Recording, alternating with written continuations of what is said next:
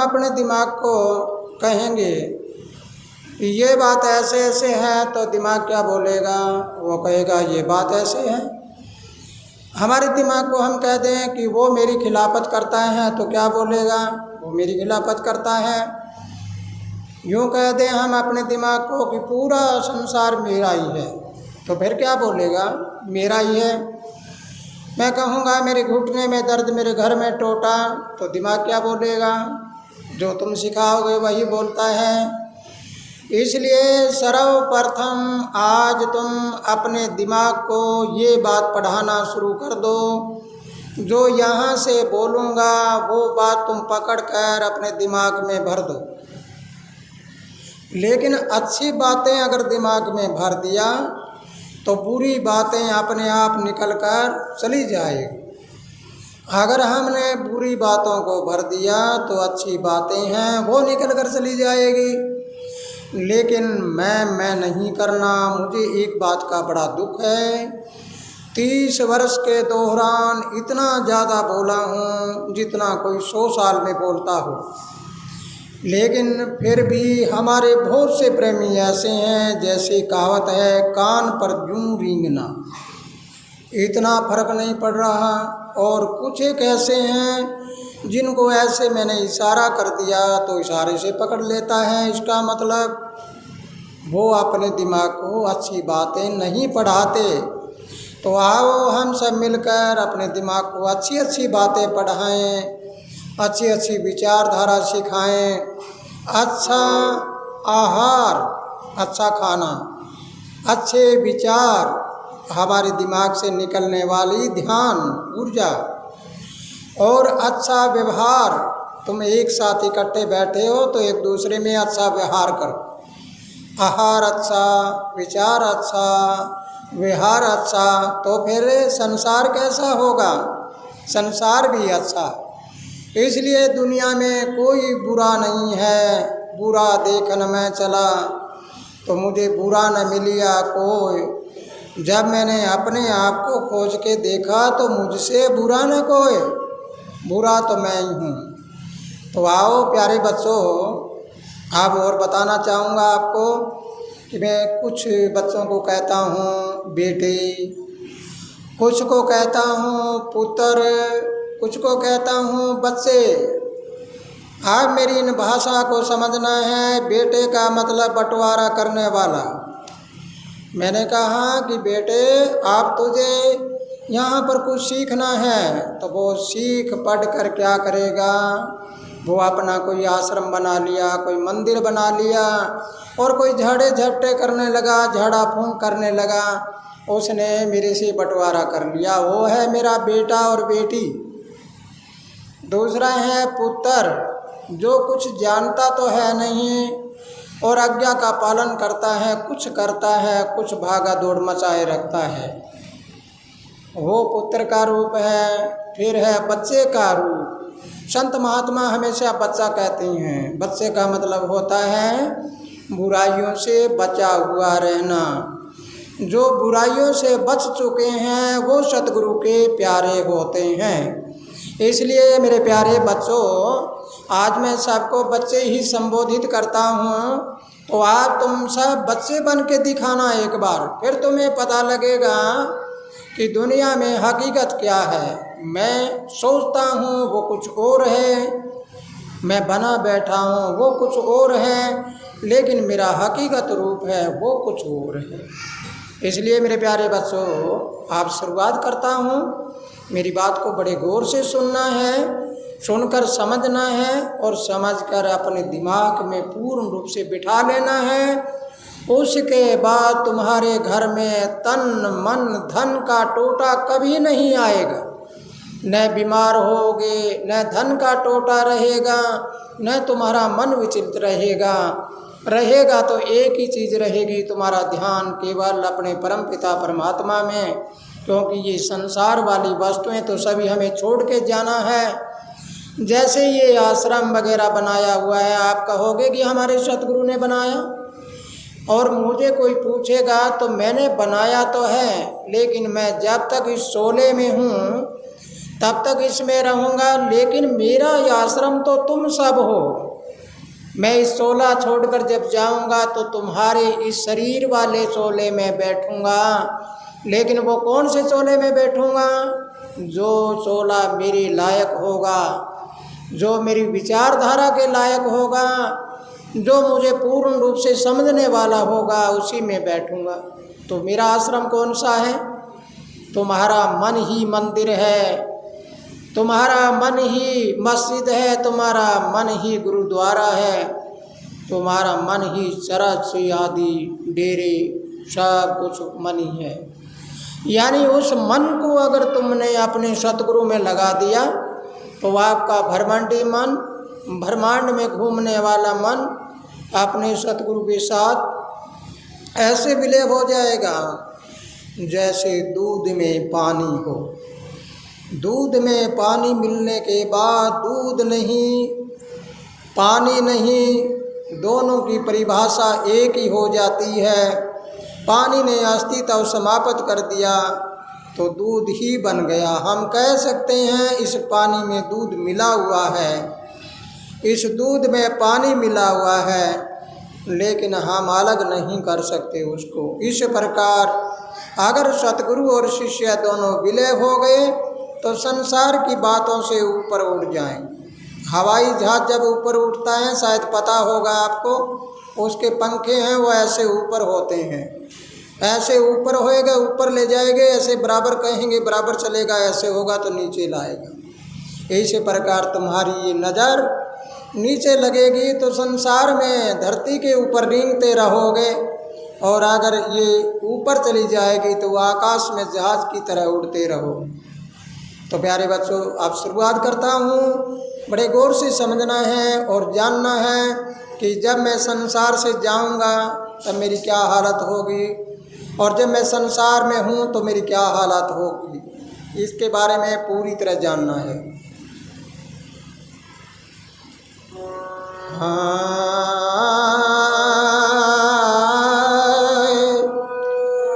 सतगुरु तू ही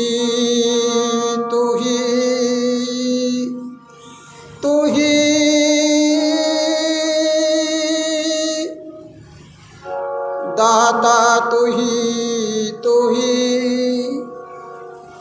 तू ही का मतलब होता है कि जो ऊपर वाला है केवल वो एक ही है। और तू ही की आवाज़ उस समय लगती है जब इंसान अपना चोला छोड़कर जाता है और नीचे रहता, तब तक कहता है मैं ही, और मैं करता उम्र बिता देगा, अंत समय में कहेगा मालिक तू ही। तो क्यों न हम जिंदा जी तू कहना सीख ले। सतगुरु तेरे दरबार में खिले रंगीले फूल,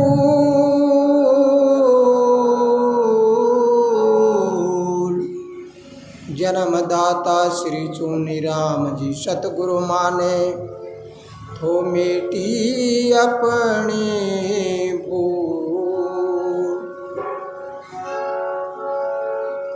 आप जरा सुनो, जिसके लोभ आया हुआ है, लोभी इंसान, लोभी बंदा होता है, वो क्या करता है, उसके लिए एक चेतावनी है। हो लोभी बंदे, हो लोभी बंदे, समझ जीवन का सार रे लोभी बंदे।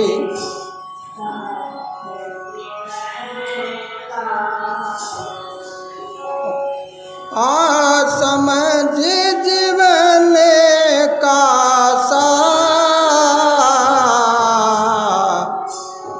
हो लोभी बंदे।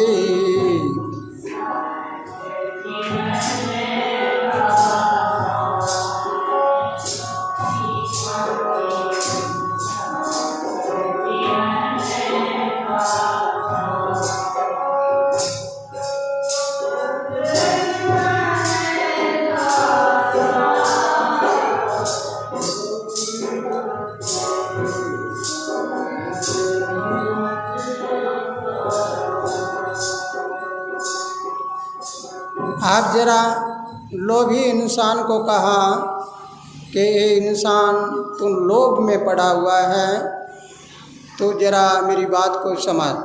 लोभ हमारे बाईं तरफ होता है हृदय की, और लोभ के साथ मोह जाल फंसा हुआ है, अपने संसारिक मोह जाल में लोभ करता है। अगर तुम अपने इस पौधे को उठाकर इधर ले आए तो यहाँ पर आकर दया हो जाती है और प्रेम मिल जाता है।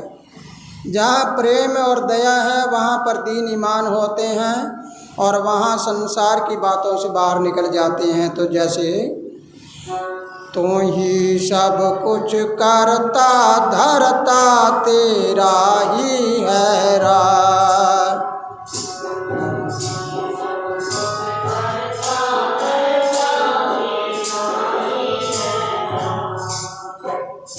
तू ही मन को काबू करता, तू ही जग की लाज।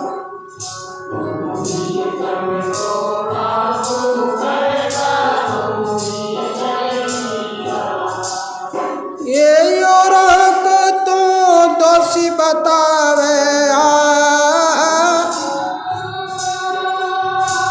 औरों को तू दोषी बतावे, बड़ी ताजाला जार। ओ लोभी बंदे समझ जीवन का सार,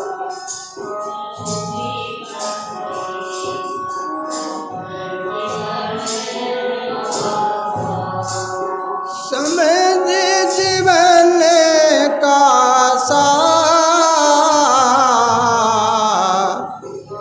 लोभी बंदे समझ जीवन का सार, रे लोभी बंदे समझ जीवन का सार।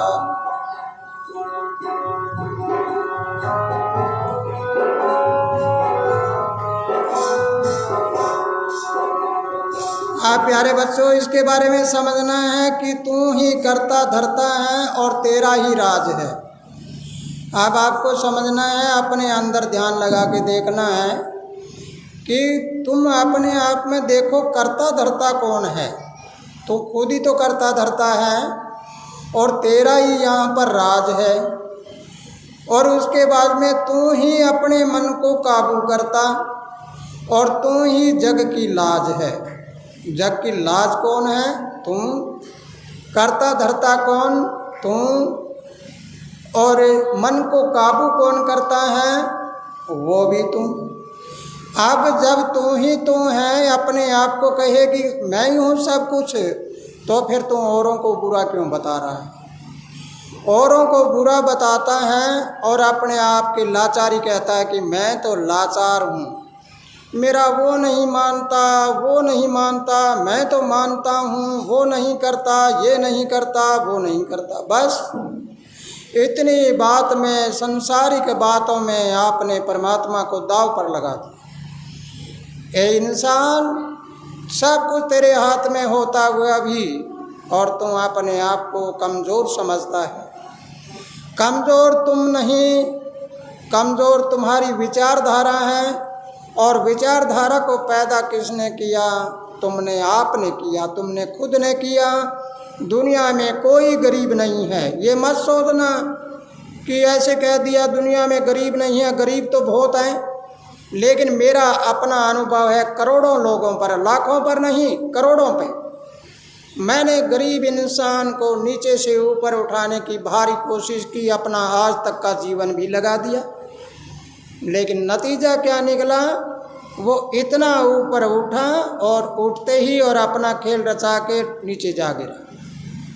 मतलब क्या निकला कि कुदरत ने उसको सजा दी है, उसकी क्षमता दी है, उस क्षमता से ज़्यादा वो आगे नहीं बढ़ सकता।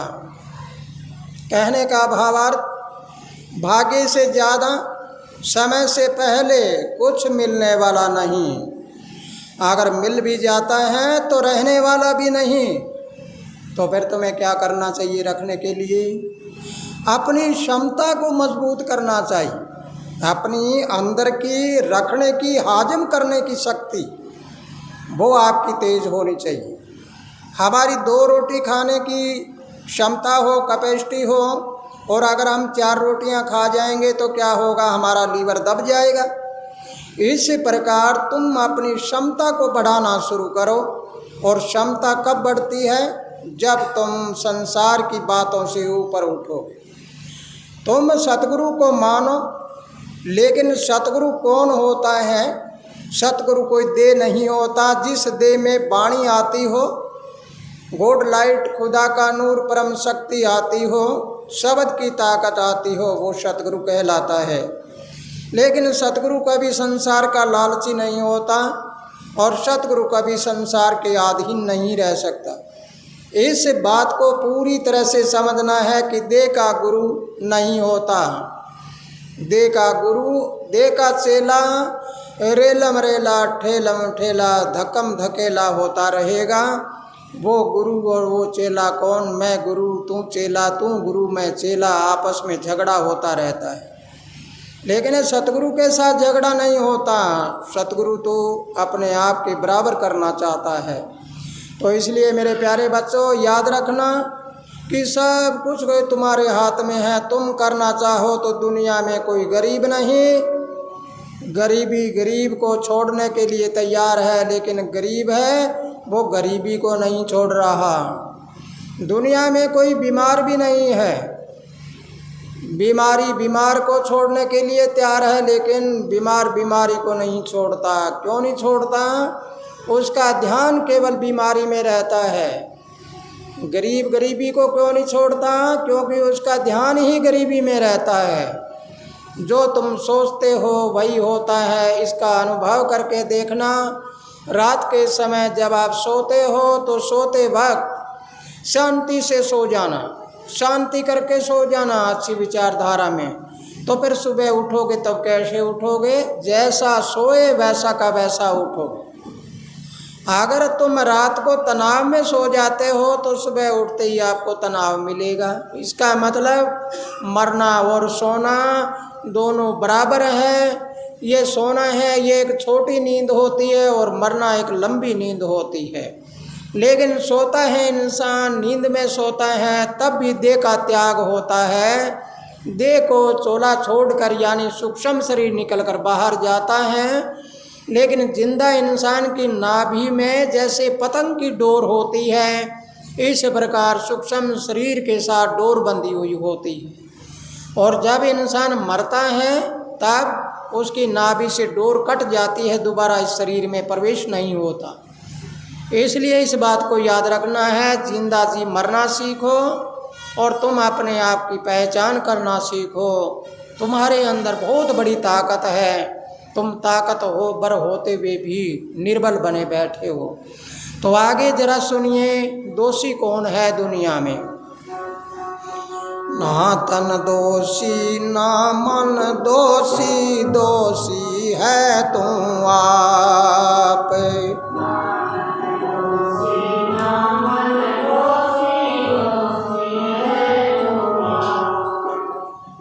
दीन ईमान को भूल गया, कतलोक लाज का जाप। दीन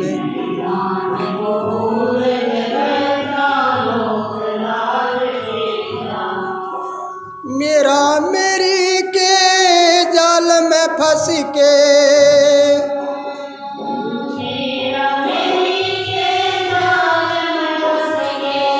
भूल गया करतार। होलो भी बंदे समझ जीवन का सार। होलो भी बंदे समझ जीवन, समझ जीवन का सार।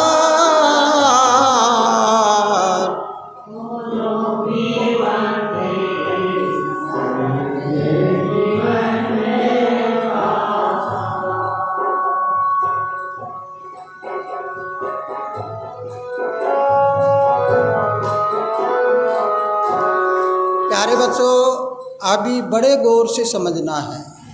अगर मेरी बात आपको समझ आ जाती है तो ये सावन का महीना है। सावन के महीने में खीर का प्रसाद बना और खीर में चावल होता है, सफ़ेद रंग का होता है, दूध भी सफ़ेद होता है जो हमारे शरीर की ऊर्जा बढ़ाने के लिए होता है। लेकिन इस सावन में हरियाली होती है।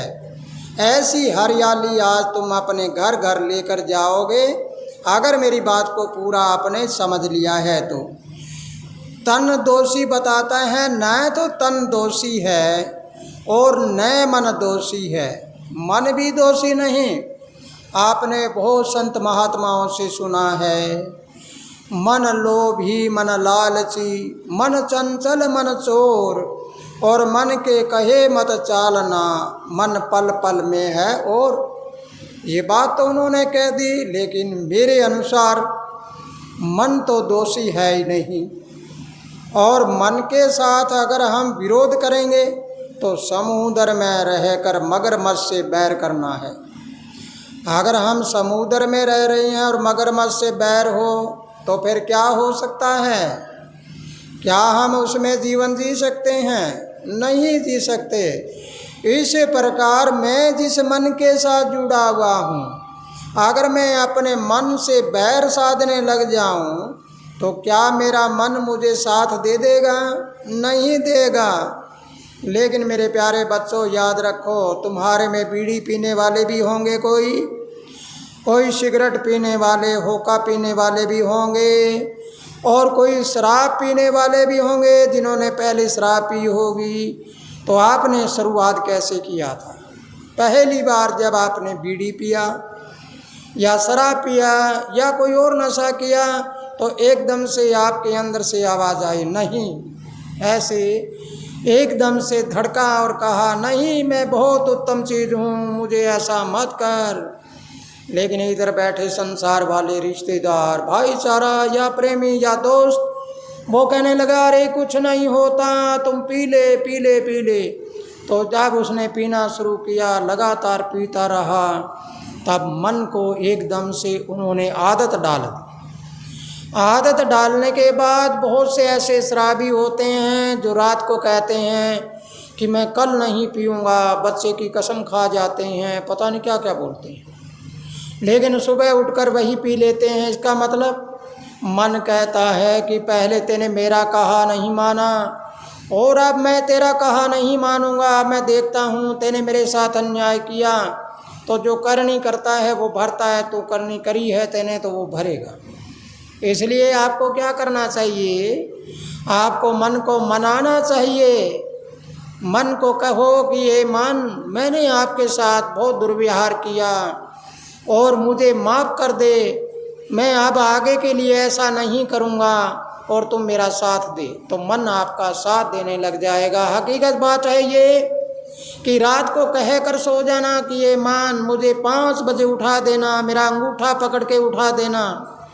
आपका अंगूठा पकड़ कर जगा देंगे, आपको उठा देगा सुबह सुबह। लेकिन उस मन के साथ क्या चीज़ जुड़ी हुई है? वो वाणी, वो परम शक्ति, वो परमात्मा की ताकत जुड़ी हुई है। तो इसलिए मेरे प्यारे बच्चों, अगर मेरी बात आपको समझ आई है तो आज से यूँ सोच लो, मेरा तन दोषी नहीं है, मन भी दोषी नहीं, दोषी तो मैं हूँ। करनी मैं करता हूँ, करने का फल मैं भोगता हूँ। अच्छी करता हूँ तो अच्छा भोगूंगा और बुरा करूँगा तो बुरा भोगूंगा। दोषी कोई नहीं, मैं दोषी हूँ। तो मैं अपने सतगुरु के साथ विलय हो जाऊँ तो फिर क्या होगा? सतगुरु वाली आदत मेरे में आ जाएगी और दिन दोना रात चौगुना मेरे अंदर एक ऐसी ऊर्जा भर जाएगी जिसके कारण मैं हमेशा ऊपर उठता जाऊँगा। तो इसलिए प्यारे बच्चों, मेरा मेरी का जाल है ये मेरा है, ये मेरा है, ये मेरा है, ये मेरा है। हमारे यहाँ बच्चे बैठे हैं, बुरा मत मानना मेरी बात का। कई साल पहले की बात है, कुछ बच्चे कहने लगे, आपने मेरे लड़के से काम कराने की ज़रूरत नहीं, तेने मेरे लड़के को क्यों कहा? मैं बड़ा सोचता रहा, मुझे बड़ी हैरानगी हुई। मैं भी गृहस्थी हूँ, लेकिन मैंने कभी ये नहीं कहा कि मेरे बेटे से ऐसा करा दिया, मेरे ऐसे करा दिया। और यहाँ जो मेरे साथ रहते हैं, मेरे कहते हैं हम सतगुरु की शरण में हैं, और ये चोला मेरा सतगुरु की भेंट है, वो कहता है कि मेरे लड़के से काम की कहने की ज़रूरत नहीं। मैंने कहा ठीक है, लेकिन समय आएगा तुम्हें पता लगेगा कि तुमने सही कहा या गलत। इसलिए मेरे प्यारे बच्चों, कोई किसी का नहीं होता, जिंदा जी मर्यादा है और नाते रिश्ते हैं। जब संसार से तुम जाओगे उस दिन अकेला जाना है, लेकिन याद रखना इस बात को, अर्थी भी बनाने वाला कोई और होगा।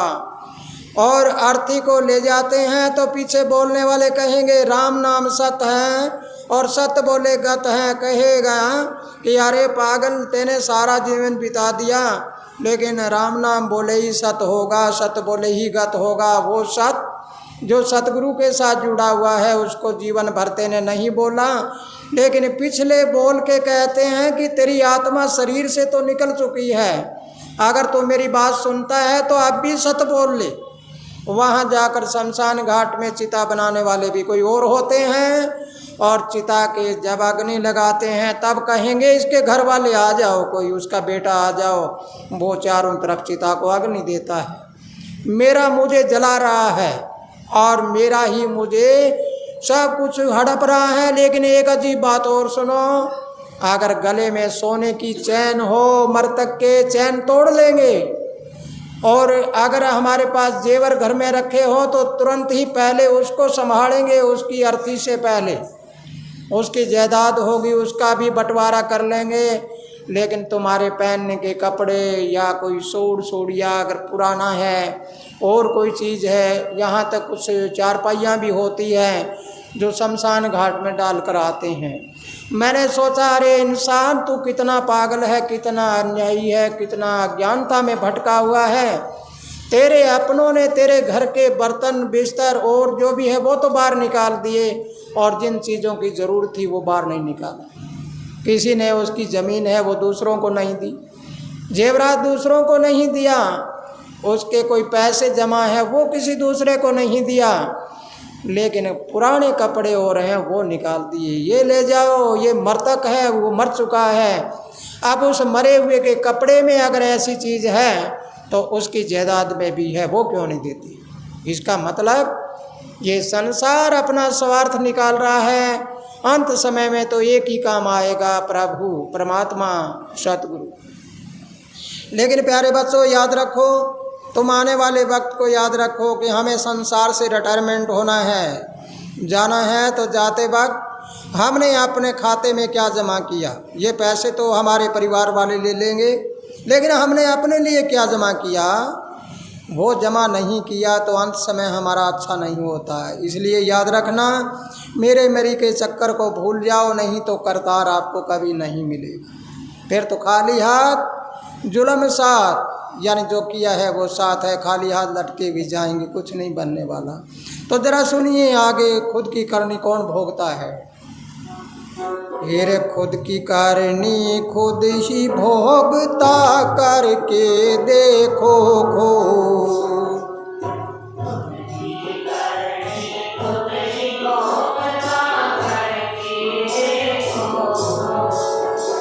अपने लिए तन कुछ न कमाया, कैसे उतरेगी मोज।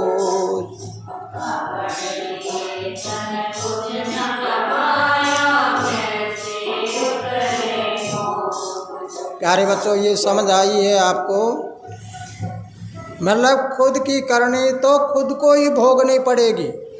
मैं चाहे कितना ही कुछ कर लूँ, मैं चाहे अपने बेटे पोतों को पाल लूँ, मैं और किसी को कुछ दे दूँ, मेरी करनी तो मुझे भोगनी पड़ेगी। इसलिए याद रखना, करनी अपनी अपनी होती है। मैं जीवन अपना किसी के लिए गंवा रहा हूँ, इसलिए कहा खुद की करनी खुद ही भोगता, करके देखो खो।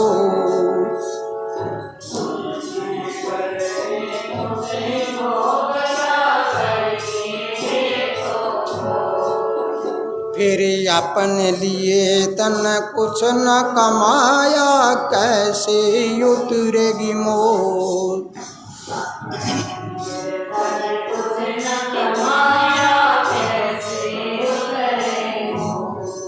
फिर अंत समय तुझे भेद लगेगा,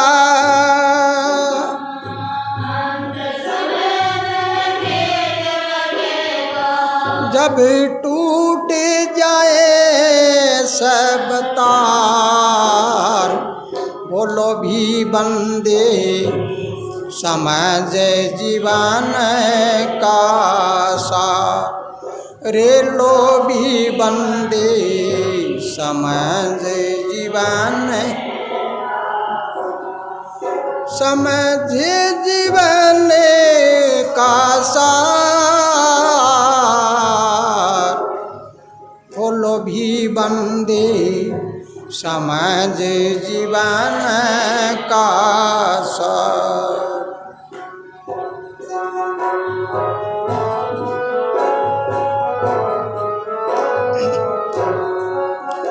अब इसका परिणाम, अब इस शब्द का तोड़, इस जीवन का मोड़, ये सारा आखिरी में सुनिए कि तो इकलौता है। किसी के एक बेटा हो एक बेटी हो तो क्या कहते हैं? इकलौता बेटा, इकलौती बेटी। लेकिन तुम भी दोकले नहीं हो, तुम भी इकलौते हो। इकलौता तुम समझो खुद को, ना कोई गोती नाती।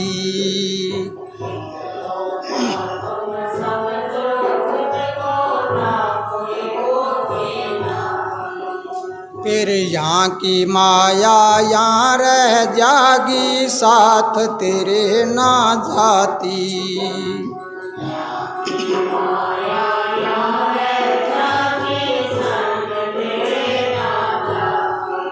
फिर क्या होने वाला है आगे? जब इकलौता है और यहाँ की माया यहाँ छोड़कर जाएगा तो क्या होने वाला है? फिर अमर आनंद के पड़े पछताना,